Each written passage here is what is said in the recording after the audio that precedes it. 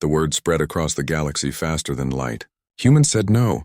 Humans refused. Humans chose death over submission. Within hours, every species in the council knew. Within days, something unexpected began to happen. On the industrial world of Clith Prime, young workers gathered in the crystal hives where they lived.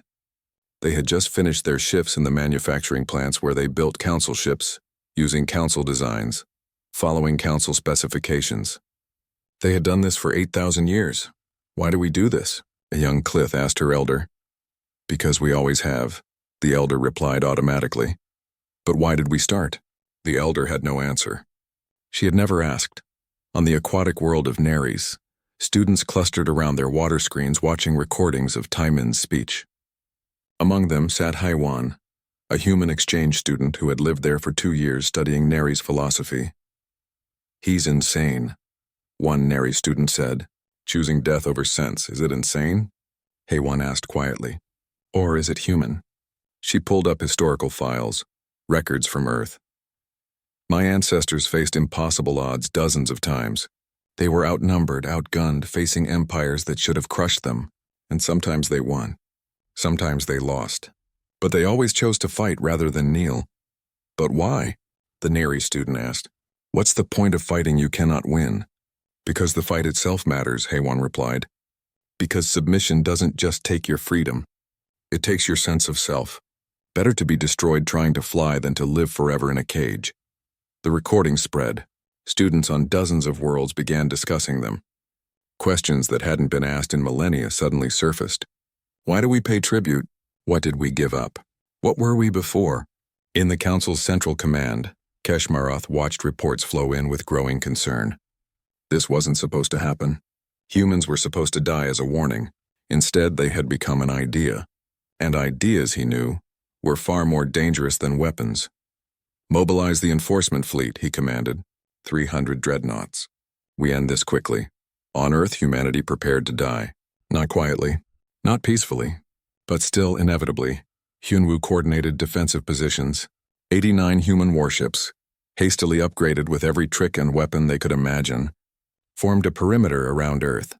Against 300 Council dreadnoughts, each one capable of cracking a planet, it was meaningless. But Hyunwoo deployed them anyway. We can't win, his second-in-command said.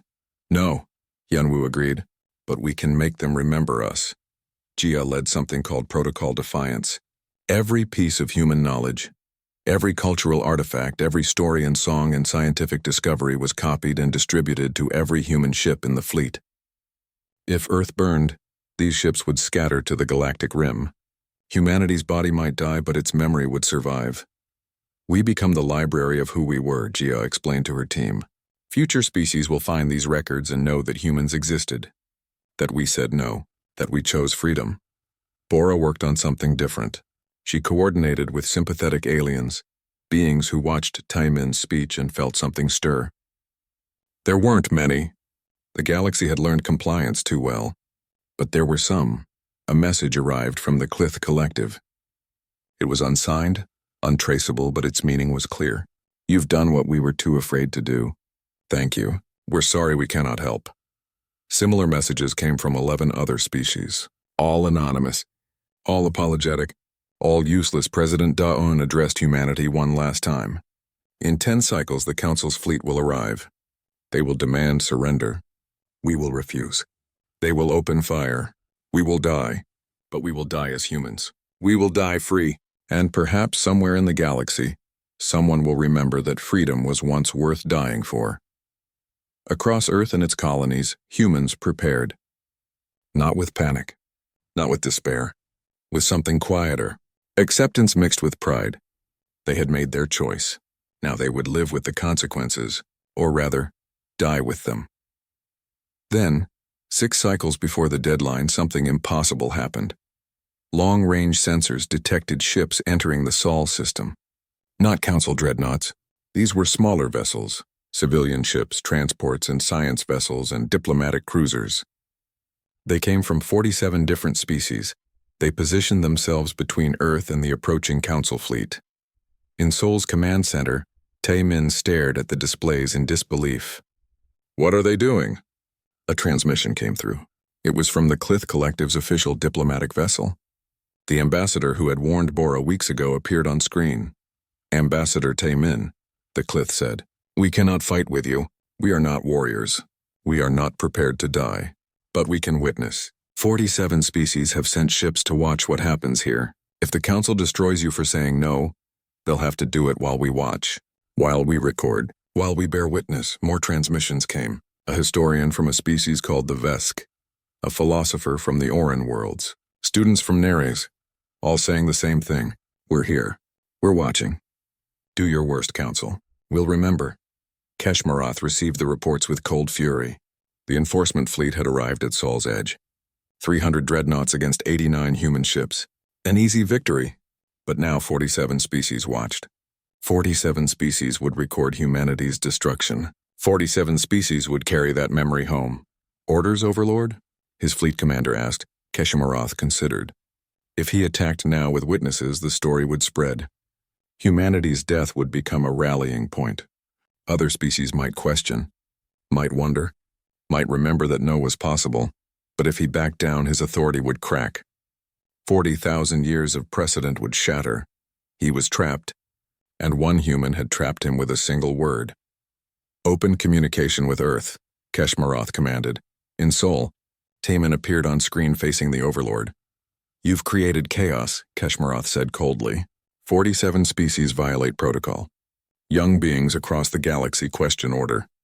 You've poisoned the peace we've maintained for millennia. I've reminded them that peace through submission isn't peace, Taemin replied. It's surrender wearing a prettier name. We offer you one final chance, Keshmarath said. Reconsider. Pay tribute. We will allow you to choose any form. We will even reduce the amount. Submit and we will forgive this defiance. No, Taemin said. You realize what you're forcing us to do? I realize what you're forcing yourself to do, Taemin corrected. You can destroy us. You have the power. But you'll do it while the galaxy watches, while they record every moment. You'll prove that your system is maintained through violence, not consent, that your peace is really just fear of consequence. Keshmarath's 6 arms tensed. You think these witnesses will matter? They'll scatter to their homes. They'll be too afraid to speak. History will forget, maybe, Taemin said.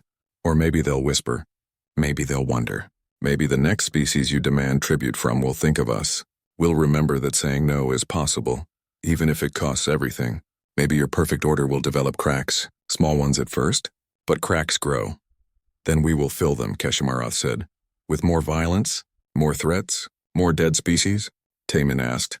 How many civilizations will you destroy to maintain order? Because once you start, you can't stop. Every refusal must be crushed or the system collapses. You've built an empire that requires obedience. You've made questioning itself a death sentence. Order requires discipline.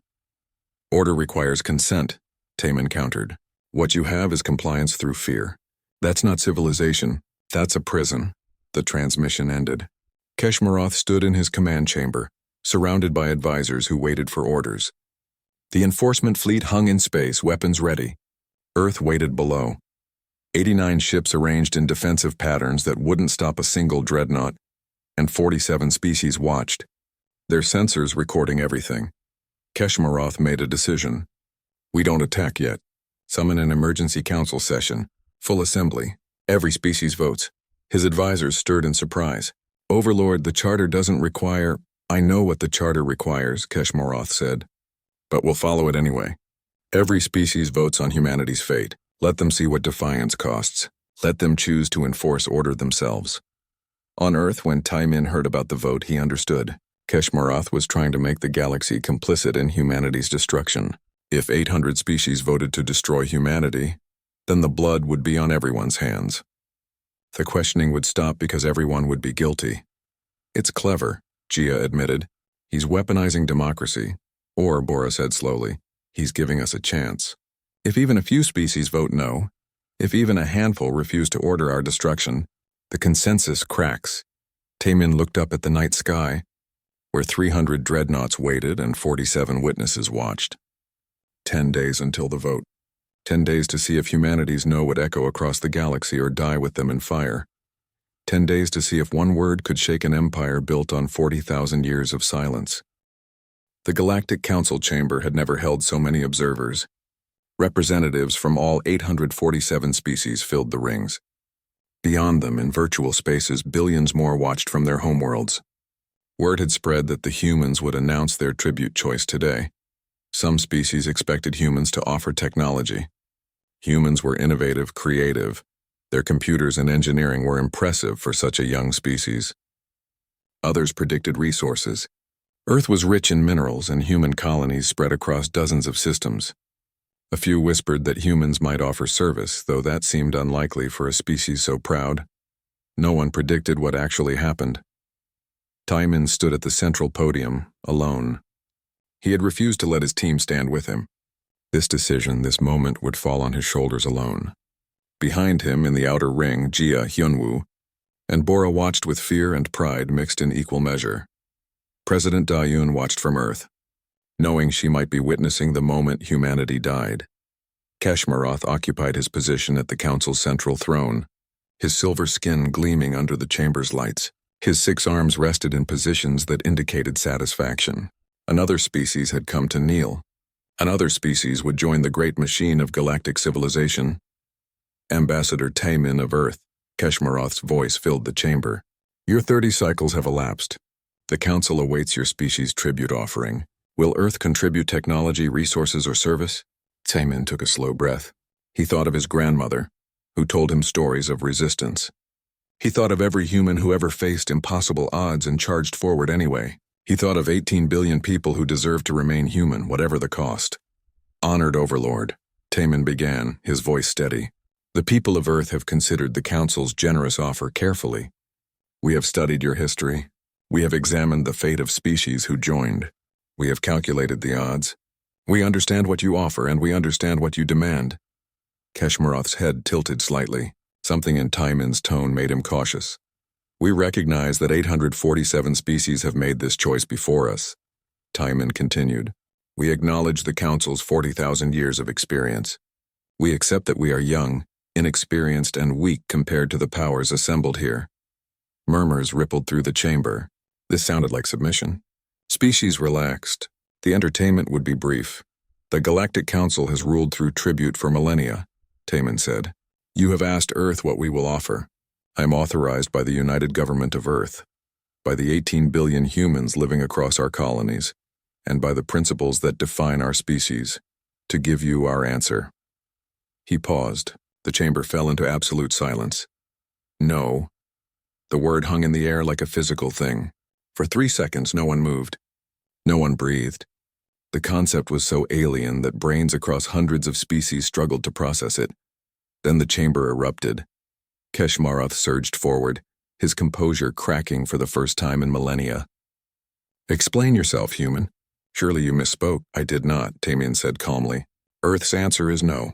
We offer no tribute. We decline participation in your system. We refuse. This is madness, a representative from the middle ring shouted. You doom your entire species with one word. Perhaps, Taemin agreed. He turned slowly, looking up at all the rings, at all the species watching. But we choose to remain human, whatever the cost. Keshmaroth's voice hardened into steel. You comprehend the consequences? 3 species have refused tribute in the past. None survived. Your planet will be reduced to ash. Your colonies will be sterilized. Your species will exist only in galactic archives as a warning to others. I understand, Taemin said. You'll kill us for saying no, for not submitting, for refusing to give up pieces of ourselves to maintain your order. We maintain peace, another council member shouted. 40,000 years without galactic war. Peace? Taemin's voice rose for the first time. Or control? Peace or the absence of resistance? Let me tell you what I've learned about your peace. Species that pay technology tribute forget how to innovate. Species that pay resource tribute forget how to be self-sufficient. Species that pay service tribute forget how to be themselves at all. He pointed up at the rings. Look at yourselves. When was the last time any of you questioned the council? When was the last time any of you imagined a different way? You've bought safety by selling your ability to dream. Better safe than dead, someone called out, is it? Taemin challenged. I've seen the hollow ones, they're alive. They're safe. They're empty shells that forgot they were ever people. I'd rather humanity burn in defiance than fade into that kind of existence. Keshmaroth's voice dropped to something dangerous. You speak of defiance as virtue. Defiance is chaos. Chaos is death. The Council brought order from chaos. We ended the War of Extinction. We created the longest period of peace in galactic history by making everyone too afraid or too broken to fight, Taemin said. That's not peace. That's surrender pretending to be civilization. You are 127 years old in space, Keshmaroth roared. We have existed for 40 millennia. You know nothing of what we've built. I know you've built a prison, Taemin replied quietly. A beautiful, safe, comfortable prison. But still a prison. He turned back to face the Overlord directly. Humans have a saying, give me liberty or give me death. Those aren't just words to us. They're a promise. We choose freedom over safety. We choose risk over certainty. We choose to remain human rather than become something else, something lesser, something broken. Then you choose extinction, Keshmaroth said flatly. If that's what freedom costs, Taemin replied. But I don't think we'll die alone. The chamber stirred. Confusion rippled through the assembled species. Explain, Keshmaroth demanded. For 40,000 years you've maintained this system through fear and precedent, Taemin said. Everyone pays because everyone has always paid. Resistance means death, so no one resists. But what happens when someone does resist? What happens when the galaxy watches you destroy a species for nothing more than saying no? They remember why they pay tribute, Keshmaroth said. They remember the alternative. Maybe, Taemin agreed. Or maybe they remember that they have a choice. Maybe they remember that your authority isn't natural law. It's just an agreement everyone was too afraid to question. He looked up at the rings again. Some of you are thousands of years old. Your civilizations built wonders before Earth had cities. You explored stars before we had fire, and now you sit in these rings, paying tribute, following rules, accepting that this is simply how things are. His voice grew passionate. But it isn't. This isn't natural order. This is a choice 847 species made, a choice to be safe instead of free, a choice to survive instead of live. And we're choosing differently.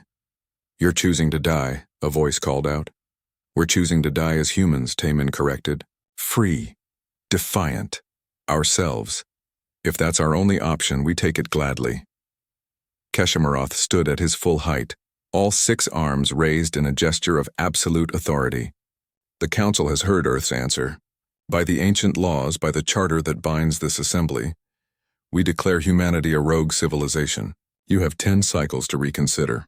After that, the enforcement fleet will be dispatched. Your refusal will be corrected. Your defiance will end. No, Taemin said one more time. It won't end. You can destroy our bodies. You can crack our planets. You can erase us from existence. But you cannot erase the fact that we said no. You cannot erase the fact that refusal is possible. That's what will survive us. The idea, the memory, the proof that your system isn't inevitable. He turned to leave, then stopped. 847 species watch us today. They'll watch us die in 10 cycles, and they'll remember that we chose death over submission. Some of them will wonder why we made that choice. Some will wonder if they could make it too. And that wondering honored overlord, that questioning of your absolute authority, that's the real threat. That's what you're really afraid of. Guard, remove this human, Keshmaroth commanded. As security escorts approached, Taemin walked willingly toward the exit. The chamber remained in chaos behind him, species arguing, debating, some frightened, some confused, some looking thoughtful. In the outer ring, Jia, Hyunwoo, and Bora followed him out. In Seoul, President Da-Yoon closed her eyes, knowing they had just signed humanity's death warrant. Across the galaxy, on 847 worlds, beings that had stopped questioning anything suddenly found themselves wondering. One human had said one word, and the galaxy would never be quite the same. The news broke across Earth like a wave. Within hours, 18 billion people knew that humanity faced the Council's demand. Within days, every human colony, every space station, every ship in the void had joined the conversation. In Tokyo, students marched with signs reading "Submit to Survive." In New York, counter-protesters chanted "Better dead than domesticated." In Mumbai, philosophers debated on live streams watched by billions. On Mars Colony, where Taemin grew up, miners gathered in the mess halls to argue through the night. Sora, Earth's most watched news anchor, stood in the center of a holographic town hall. Around her, virtual representatives from every continent and colony voiced their opinions. "We're 127 years old in space," a woman from Luna Station argued. "They're 40,000 years old. We pay, we learn, we grow stronger. Then maybe in 1,000 years we can renegotiate." "You think they'll let us grow stronger?" a man from Mars shot back. "They'll keep us dependent forever. That's the whole point of tribute. What's the alternative? Suicide?" the woman countered. 3 species refused. 3 species died. Is pride worth extinction? Is survival worth losing our souls? Another voice joined in. What makes us human? Our technology? Our resources? Or our refusal to bow? Sora let the debate flow. This wasn't just about survival strategy. This was about identity. Who were humans? What did they stand for? Questions that philosophers had asked for thousands of years suddenly had immediate, deadly relevance. In the strategic archive beneath Seoul, Taemin had spent 72 hours reviewing human history. His eyes burned from lack of sleep. Coffee cups littered his desk. Around him, holographic displays showed battles, negotiations, rebellions, and resistance movements spanning human history. He studied the Battle of Thermopylae, where 300 Spartans held off an army. He reviewed the American Revolution, where colonists defeated an empire. He examined the Korean independence movement, where determination outlasted occupation. He analyzed the Mars Rebellion, where colonists with mining equipment fought professional soldiers and won. Every example shared something common. Humans facing impossible odds. Humans who should have surrendered. Humans who refused to accept that should meant would. But this was different. This wasn't one empire or one army. This was a galaxy united against them. No amount of courage could stop a planet-cracking bombardment. His pad chimed. A message from Jia. Found something. Come to the lab. Taemin found her surrounded by data streams, her fingers dancing across multiple displays. Young Su, an anthropologist specializing in human behavior, stood beside her. "Tell me you found something useful," Taemin said. "Maybe," Jia replied. "Young Su and I have been studying what makes humans different from council species." Young Su pulled up comparative data. Every species the council absorbed had something in common. They were logical. They calculated odds. They chose the rational path. "And humans aren't logical?" Taemin asked dryly. "Not when it matters most," Young Su said, smiling slightly. "Humans are unique in how we respond to impossible situations. Other species see a problem they can't solve and they accept it. Humans see the same problem and we attack it anyway." Jia added, "We're persistence hunters. Our ancestors ran prey to exhaustion over days. We survived ice ages. We climbed mountains because they were there. We went to space with technology that barely worked because we wanted to. We don't accept what is. We imagine what could be." "That's inspiring," Taemin said. "But inspiring doesn't stop dreadnoughts." "No," Jia agreed. "But maybe it stops us from thinking like everyone else. The council expects us to calculate, to be rational, to choose survival. What if we don't? What if we choose defiance?" Young Su said quietly. "Not because it's smart, but because it's human." Taemin stared at them. "You're suggesting we refuse." "I'm suggesting we remember who we are," Young Su replied. "Every species that joined the council forgot. They became practical, logical, safe, and empty. We have something they lost: stubbornness, defiance, hope that has to be worth something." Taemin's pad chimed again. This time it was Hyun Woo. "You need to see these simulations." In the military planning room, Hyun Woo had run every combat scenario imaginable. The results glowed in red across multiple screens. "Best case scenario," Hyun Woo said bluntly. "If we had a century to prepare, unlimited resources, and perfect tactics, we'd lose 99.8% of the time. The Council's fleet is too large, too advanced, too experienced. In direct combat, we have no chance." "And indirect combat?" Taemin asked. "Guerrilla warfare? Hit and run? We'd last longer, maybe even years, but the end result is the same. They can afford to lose ships. We can't. Eventually, they'd win through attrition." "So militarily, we're helpless," Taemin said. "In any conventional sense, yes," Hyun Woo admitted. "But I've been thinking about asymmetric warfare. Not fighting battles we can't win. Fighting battles they don't expect. Such as?" Hyun Woo pulled up different data. "The Council maintains order through fear and precedent. What if we attack their legitimacy instead of their ships? What if we make their system of control the enemy, not the individual species?" Before Taemin could respond, Bora rushed in, her face flushed with excitement. Sir, I found something in the Galactic Legal Database. The Unique Circumstances Exemption Clause. I think I know why no one's made it work. She displayed the relevant text. It says any species can claim unique circumstances that justify non-standard arrangements. But here's the key. The Council doesn't decide if circumstances are unique. The full Assembly does. All 847 member species vote. The Council would never allow that vote to happen, Yunwu said. Not if we ask permission, Bora agreed. But the Charter is clear. Any species can call for an Assembly vote on their own tribute terms. The Council can't prevent it. They can only recommend rejection. And every species would vote to reject, Jia pointed out. They won't support us against the Council. Maybe not, Taemin said slowly, an idea forming. But maybe that's not the point. Maybe the point is making them vote at all. Making them think about the choice. Making them remember they once had a choice. He stood pacing the room. Pieces were falling into place. Not a solution exactly, something more dangerous, a possibility. The Council's power comes from precedent, Taemin said. For 40,000 years, no one questioned the system. It became reality. Species forgot it was ever a choice. What if we remind them? How? Yunwu asked. Taemin turned to face his team. In their eyes, he saw the same desperate hope that burned in his chest. The hope that humanity could find a path no one else had imagined. We go back to the Council, Taemin said, and we give them an answer. Not the answer they expect. Not the answer anyone expects. We give them the most human answer possible.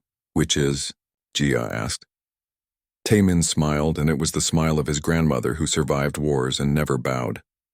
It was the smile of his ancestors who crossed oceans and climbed mountains for no reason except they could. It was the smile of every human who ever looked at the impossible and said, "Watch me." We tell them no, Taemin said simply. The room fell silent. That's suicide, Yunwu finally said. Maybe, Taemin agreed. Or maybe it's the first word of a longer sentence. No, we will not submit. No, we will not forget who we are. No, your system is not the only option. No, you do not have the right to demand our soul. They'll destroy us, Bora whispered. Possibly, Taemin said, but they'll have to do it while the entire galaxy watches. They'll have to destroy a species for nothing more than saying no, and maybe, just maybe, that will make someone else remember that no is an option. Jia stood slowly. You're not trying to save humanity. You're trying to save the idea of resistance. I'm trying to save both, Taemin replied. But if I can only save one, I'd rather humanity die free than live as something we're not. Outside, Earth continued its debate. Soon, very soon, Taemin would give them the answer. An answer that would echo across the galaxy. A single word that would change everything. The United Government headquarters in Seoul never slept. Tonight, its lights burned brighter than usual. In the Emergency Council chamber, President Da-Yoon sat at the head of a table surrounded by Earth's most powerful leaders. Taemin stood before them, having just finished his report. 3 months, Da-Yoon said flatly. She was a woman who had unified Earth's fractured governments after the contact wars. Nothing rattled her easily. They give us 3 months to decide how we'll submit. That's what it is, isn't it? Foreign Minister Kwan spoke up. Submission dressed in diplomatic language? Perhaps, Taemin admitted. But it's submission that has kept 847 species alive for thousands of years.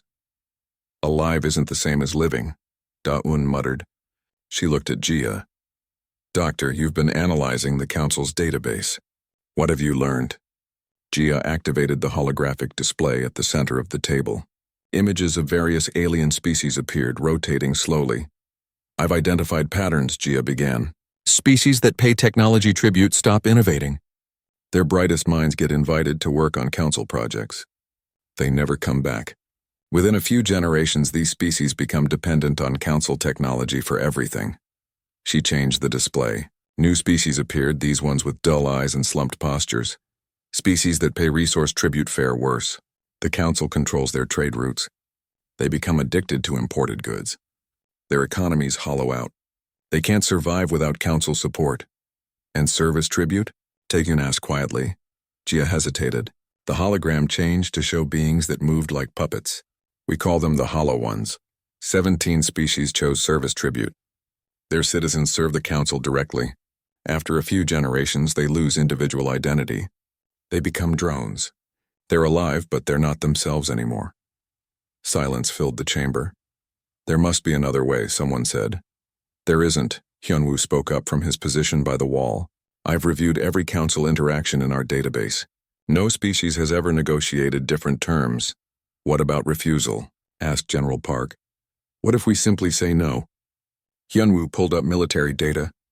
3 species refused tribute in recorded history. The Krell Dominion, the Freehold Confederation, and the Nest of Dawn. All 3 were declared rogue civilizations. The Council sent enforcement fleets. Their planets are now dead zones, kept as warnings. Radiation levels make them uninhabitable for another 1,000 years. Da-Yoon stood and walked to the window overlooking Seoul. The city sparkled below. 18 billion humans living on this single world and dozens of colonies across human space, all of them waiting for this council to make a decision. Get me Chan Young, Da-Eun said suddenly, the historian at Busan University. If anyone understands how empires control populations through tribute, it's him. 2 hours later, an elderly man with kind eyes appeared via hologram. Professor Chan Young bowed respectfully to the council. Madam President, I've been expecting your call, Chan Young said. I've already begun research into the council's tribute system. Tell us what you've found, Da-Eun ordered. Chan Young's hologram gestured, and new data appeared on the display. Throughout human history, empires demanded tribute. Rome, the Mongols, the Chinese dynasties, the European powers. Tribute served 2 purposes. First, it extracted wealth. Second, and more importantly, it created psychological dependence. He highlighted several historical examples. When a nation pays tribute, they accept the paying power's authority. It's not just about resources. It's about acknowledging that someone else has the right to demand from you. Once you accept that, you've lost something fundamental. You've accepted that you are lesser. And the species who paid? Taemin asked. I've analyzed council records that are publicly available. Species that join through tribute undergo predictable changes. Within 50 years, they stop questioning council decisions. Within 100, they forget they ever had a choice. Within 200, they can't imagine any other way of existence. It's not brainwashing. It's something subtler. It's learned helplessness on a civilizational scale. Jia leaned forward. But 847 species can't all be wrong. There must be benefits. Oh, there are, Chan Young agreed. Safety, stability, access to technology and trade. The Council provides all of this. But at what cost? I've found evidence of 73 species that were spacefaring and independent before joining the Council. Now their ships are built by Council contractors. Their food comes from Council agricultural worlds. Their defense is handled by Council fleets. They've forgotten how to do anything for themselves. They're domesticated, Da-Eun said quietly. Precisely, Chan Young nodded. Like dogs bred from wolves. Still alive, still fed, but no longer wild. No longer free. The council chamber fell into heavy silence. Outside, Seoul continued its endless activity, unaware that in this room people were deciding humanity's future. What about the species that refused? Taemin asked. Tell us about them. Chan Young's expression grew somber. The Krell Dominion refused 8,000 years ago. They were powerful, advanced, militarily capable. The Council sent 300 enforcement ships. The war lasted 17 years. The Krell fought brilliantly, but they were alone against an entire galaxy. Their last transmission was defiant. We die free. Then their sun went supernova. Council records claim it was natural. But the timing was convenient, he continued. The Freehold Confederation tried something different 5,000 years ago.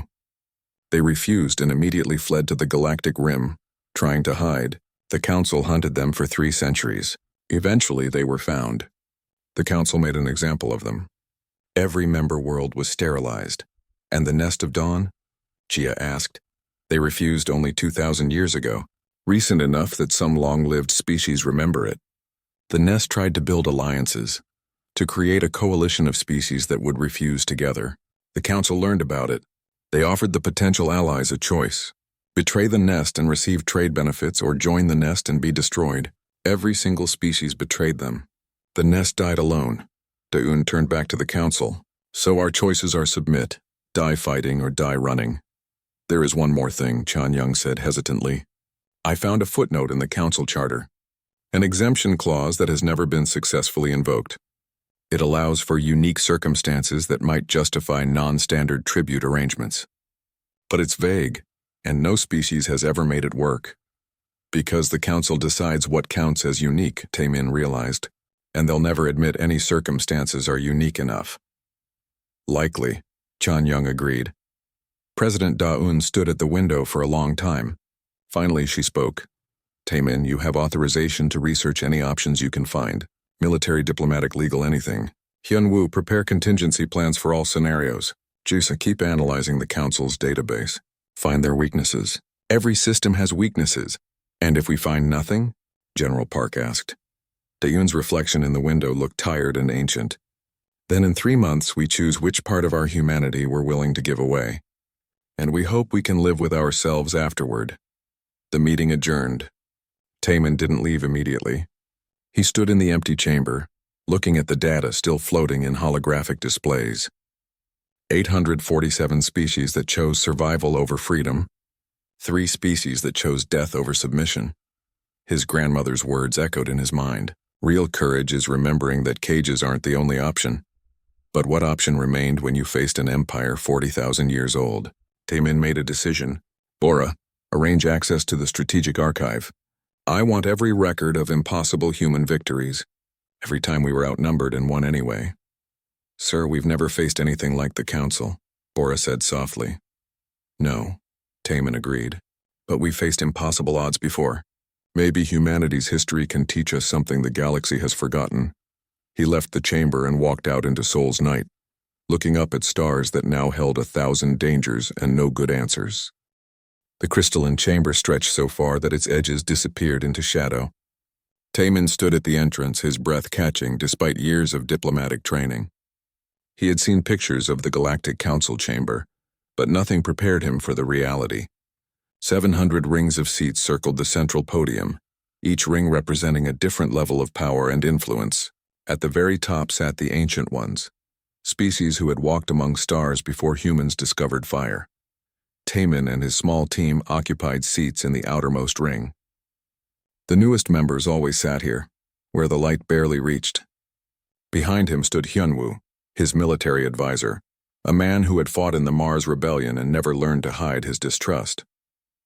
To his left sat Jia, brilliant and curious, her eyes already analyzing the chamber's architecture. On his right, young Bora clutched her datapad, recording everything. Ambassador Taemin of Earth. The voice boomed through the chamber without any visible source. It spoke in perfect Korean, though Taemin knew every species heard their own language. You have been summoned to answer the council's inquiry. Taemin walked toward the central podium. Each step echoed. 800 species watched him descend. Some had eyes, some had sensor organs he couldn't identify, all of them focused on the human walking toward his judgment. At the podium's base stood Keshmaroth, overlord of the Vralthi Empire and first speaker of the council. He was enormous, nearly 4 meters tall, with silver skin that seemed to drink in light. His 6 arms moved in patterns that Taemin's briefing material said indicated formal authority. The creature had ruled the council for 6,000 years. His species had ruled for 40,000. Human Taemin. Keshmaroth's voice was softer now, almost gentle. That worried Taemin more than shouting would have. Your species has traveled the stars for 127 cycles. By council law, your grace period ends today. Taemin bowed his head respectfully. We are honored by the council's patience. Patience is the foundation of civilization, Keshmaroth replied. Now we speak of contribution. Every species must give tribute. This is how we maintain peace. This is how we have avoided galactic war for 40 millennia. Murmurs rippled through the chamber. Taemin noticed that some species shifted uncomfortably. Others sat perfectly still, as they probably had for centuries. The council recognizes 3 forms of tribute. Keshmaroth continued. His voice carried perfect authority, the sound of someone who had never been refused. Technology, resources, or service. You have 30 galactic cycles to decide what Earth will offer. 30 cycles. About 3 Earth months. Taemin had expected this, but hearing it made his stomach tighten. May I ask questions, Honored Overlord? Keshmaroth's head tilted. It might have been amusement. You may. What happens if a species offers no tribute? The chamber fell silent. Even the ambient hum of life support seemed to pause. That has happened 3 times in recorded history, Keshmaroth said slowly. Those species no longer exist. Their worlds serve as reminders that civilization requires cooperation. We do not make war, Ambassador. We maintain order. Those who reject order reject existence itself. Taemin felt Hyunwoo tense behind him. The soldier's hand probably moved toward a weapon that wasn't there. Weapons weren't allowed in the chamber. I understand, Taemin said carefully. What happens after tribute is paid? Your species joins the council as a full member. You gain access to trade networks spanning the galaxy. You receive protection from external threats. You become part of something greater than yourselves. Keshmaroth spread his arms wide. Look around you, human. 847 species have made this choice. 847 species prosper under council guidance. Taemin looked up at the rings of representatives. Some species appeared proud. Others looked tired. A few seemed hollow, as if something essential had been carved out of them. 30 cycles, Keshmaroth repeated. Choose wisely, Ambassador. Choose survival. The audience ended. No further questions were permitted. Taemin and his team were escorted back toward their shuttle. The corridors of the council station were beautiful and cold, like a museum to species that had forgotten how to dream. They almost reached the shuttle bay when someone stepped from an alcove. The creature was insectoid with 4 arms and compound eyes that reflected rainbow colors. Taemin recognized the species from briefings. Clith Collective, one of the middle-tier members, neither powerful nor weak. The creature approached Bora, the youngest of their group, perhaps because she seemed least threatening. Do not pay, the creature whispered in broken Korean. You regret forever, but you pay anyway. Everyone pays, everyone. Before Bora could respond, the creature skittered away, disappearing into the crowd of species moving through the corridors. On the shuttle back to their ship, nobody spoke for the first hour. Gia finally broke the silence. Did you see their faces? She asked quietly. The older species, the ones sitting in the inner rings? What about them? Hyunwoo growled. They looked dead, Gia said. Not literally. But something was missing, like they'd forgotten how to want anything. Taemin stared out the viewport at the council station shrinking behind them. Beyond it, the neutron star Velthara Prime spun, its radiation belts creating auroras across the station's shields. Beautiful and deadly, like everything about the council. Sir? Bora spoke up. That creature, the Clith, why did it warn us not to pay if everyone pays anyway? Because paying costs something that doesn't show on any invoice, Taemin said softly. He thought of his grandmother, who survived Earth's unification wars. She used to tell him stories about resistance, about the cost of freedom. Some prices are paid in money or goods. Others are paid in pieces of your soul. What are we going to tell President Daeun? Hyunwoo asked. Taemin closed his eyes. In 3 months, he would have to choose how humanity would survive. Technology, resources, or service. Each option was a chain. The question was which chain would strangle them slowest. We tell her the truth, Taemin said. We tell her that the council has given us 3 ways to give up being human, and we have 3 months to decide which one we can live with. The shuttle flew on through the dark, carrying 4 humans away from the center of galactic power. Behind them, Keshmaroth prepared tribute collection protocols. Before them, Earth waited for news that would change everything. Taemin didn't sleep on the journey home. He kept seeing those empty faces in the inner rings, species who had forgotten what they once were. He kept hearing the Clith's desperate whisper. Most of all, he kept thinking about his grandmother's last words to him before she died. The powerful always want you to choose which cage you'll accept, she had said. Real courage is remembering that cages aren't the only option. But when cages came with 40,000 years of history and fleets that could crack planets, what other options existed? Taemin didn't know yet, but he had 3 months to find out.